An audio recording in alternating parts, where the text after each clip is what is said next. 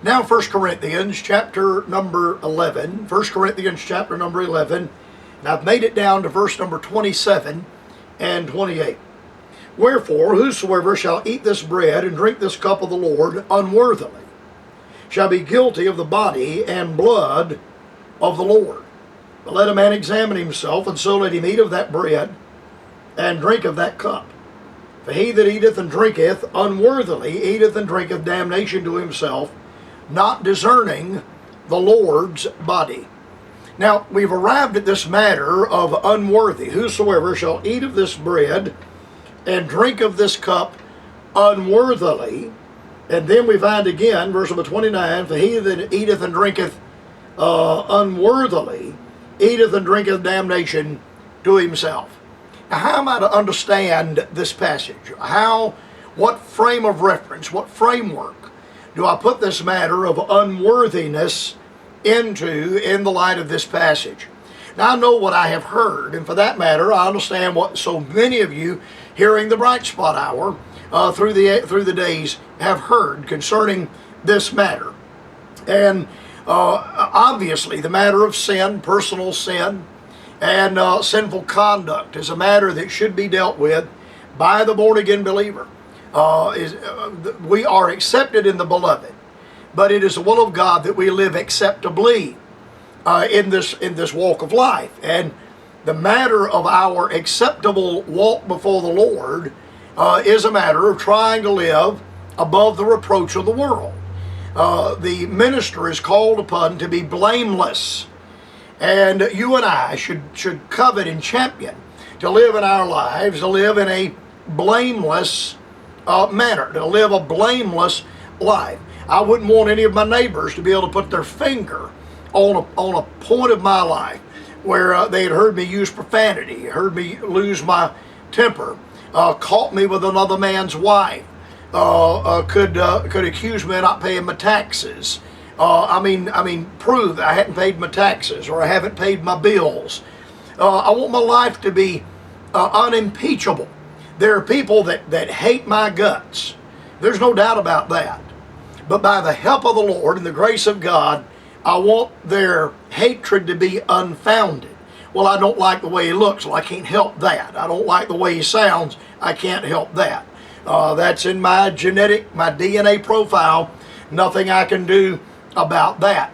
But I wouldn't want them to be able to say, I know for a fact that man beat the car dealership out of $1,000, or that man beat Duke Power out of $1,000, or that man stole electricity, or I know of 8 appointments that man didn't keep. He gave his word that he would be at a certain church to preach, and he didn't show up, and called the people on the phone, said I won't be there, or just stood them up, didn't show up at all. I want my life to be blameless.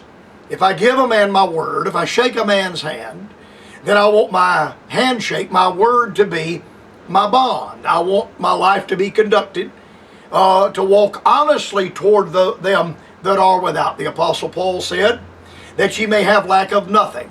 1 Thessalonians chapter number 4 and verse number 12. To walk honestly toward them that are without. Now I've got to get back to this matter of unworthiness. I know many born-again believers whose lives are very pious, and their lives are religious. They're very religious people. But they won't be on time for work. They don't pay their bills. Their word is not their bond. They're guilty of spreading rumor, innuendos, talking behind people's back. We call it gossip. And yet, as far as they're concerned, they would be the most spiritual individual in the congregation. Now, what about this matter of unworthiness? Now, I want you to listen very carefully to what I'm about to say. And I'm going to say exactly what I mean, and I'm not going to mince words. In the light of the context, the matter of eating and drinking this cup, this bread and cup, unworthily, and then down in verse number 29, unworthily, has nothing to do with the believer's conduct. It has everything to do in the context with the purpose of the Lord's table. It has everything to do in the context with the purpose of the Lord's table. Now this brings me back to a principle of interpretation. You've heard me say this over and over and over again. Over and over, I've made this statement. The context is the key to the text. The context is always the key to the text. The verse only means what the context will allow it to mean. Now, if you and I are not bound to the context, a contextual interpretation of Scripture, then, it's Dodge City when it comes to the Bible, because Scripture can mean anything anyone wants it to mean.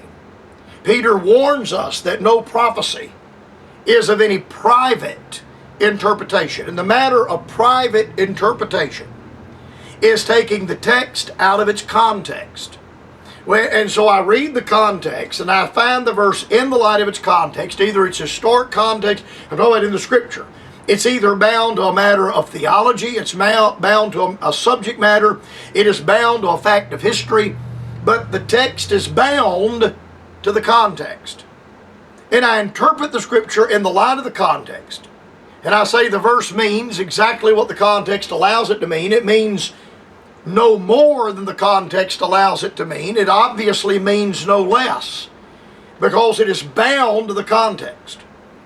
But if you remove the contextual boundary of Scripture, the contextual understanding of Scripture, then a text becomes a pretext. Now, it's been said so many times that a text without the context is a pretext.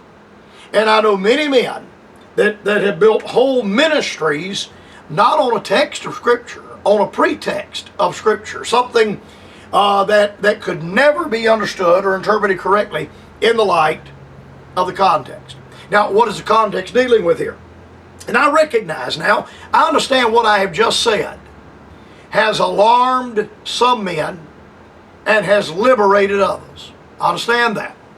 And I understand that I'm flesh too, you know. I'm a man. I'm flesh and blood too. And I understand as a preacher, I've been preaching nearly 40 years, that it's always interesting if a preacher has a passage he can hold over people's head and keep those people in line. I had a pastor tell me one time in his office, in his study at the church, he said, I want my people under the law. Yes, sir, I want them under the law so I can control them.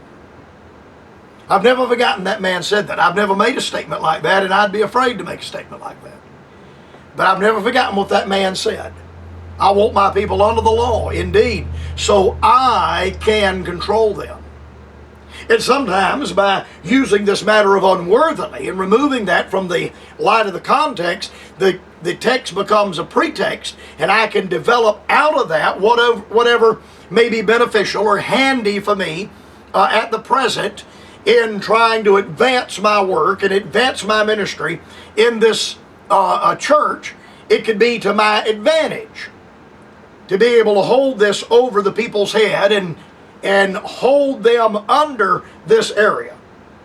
But to do that, I must be dishonest with the context. The context says, for as oft as ye eat this bread and drink this cup, you do show the Lord's death till he come. For as often as ye eat this bread and drink this cup, you do show the Lord's death till he come. You do show the Lord's death till he come. That is the whole purpose of the Lord's table. That is all of the purpose of the Lord's table. That is all of the scope of the Lord's table. It is a memorial, a testimony, a witness. You do show the Lord's death. It looks back to Calvary till he come. It looks forward to the second coming of Jesus Christ. It is my estimation in the light of the context. Now, listen to what I'm about to say. It is my estimation in the light of the context that the unworthy partaking of the Lord's Supper is partaking of the Lord's Supper outside the parameters of the memorial that is established. You go beyond the parameters. For as often as you eat this bread and drink this cup, you do show the Lord's death till he come. That's the whole boundary. That's all of the parameters of the matter of the Lord's Supper. And to go outside the parameters of the Lord's Supper, spelled out in verse number 26, you are abusing the Lord's table. And by abusing the Lord's table, you are engaged or involved in a matter of unworthiness. You are taking of the Lord's table in an unworthy manner. Now this is a very serious thing. For whosoever shall eat of this bread and drink of this cup unworthily shall be guilty of the body and blood of the Lord. Now I'm going to stop here. I'll pick up with this by the grace of God on the broadcast tomorrow. I hope you'll be listening at that time. I'll continue moving forward in this passage of Scripture.